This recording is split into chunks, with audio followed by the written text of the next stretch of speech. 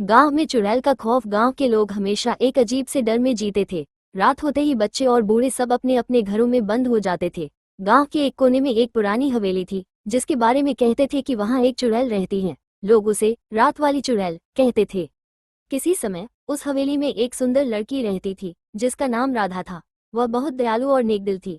लेकिन एक दिन गांव के कुछ लोगों ने उसे जादूगरनी समझकर पकड़ लिया और उसे हवेली में बंद कर दिया। समय के साथ राधा की आत्मा दुख और क्रोध से भरी हो गई और वह एक चुड़ैल के रूप में लौट आई। अब वह रात में घूमती थी और जो भी उसकी नजर में आता उसे डराने लगती। एक रात गांव में एक नए परिवार ने प्रवेश किया। वे गांव की कहानियों से अनजान थे। रात के समय परिवार के बच्चे बाहर खेलने निकले। अचानक उन्हें हवेली से एक चीख सुनाई दी। बच्चों ने हिम्मत जुटाई और हवेली की ओर बढ़ने लगे। जब वे पास पहुंचे तो उन्हें वहां एक सफेद साड़ी में लिपटी एक महिला दिखाई दी। उसकी आंखें चमक रही थी और उसके चेहरे पर एक डरावनी मुस्कान थी। गांव के लोग हमेशा इस बात का ध्यान रखते थे कि रात में बाहर न जाएं। लेकिन नए परिवार ने उनकी चेतावनियों को नजरअंदाज किया।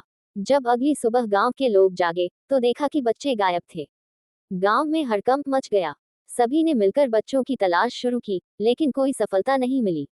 गांव के बुजुर्गों ने एक बैठक की। उन्होंने तय किया कि उन्हें उस हवेली में जाकर सच्चाई का पता लगाना होगा। कुछ साहसी लोग रात में हवेली की ओर बढ़े। जैसे ही वे अंदर गए, उन्हें वही महिला दिखाई दी। सबने डर के मारे आंखें बंद कर लीं, लेकिन एक व्यक्ति, रामू, ने साहस दिखाया और उससे पूछा, तुम कौन हो? महिला ने कहा, मैं राधा हूँ। मुझे इस जगह से मुक्त करो और मैं तुम्हें बच्चों की पहचान बताऊंगी। रामू ने गांव वालों से कहा कि हमें उसकी मदद करनी चाहिए। उन्होंने एक तंत्र की मदद से राधा की आत्मा को मुक्त करने का निर्णय लिया। गांव के कुछ लोग रात में एक विशेष पूजा करने लगे। जब तंत्र पूरा हुआ तो राधा ने कहा, धन्यवाद, अब मैं मुक्त हो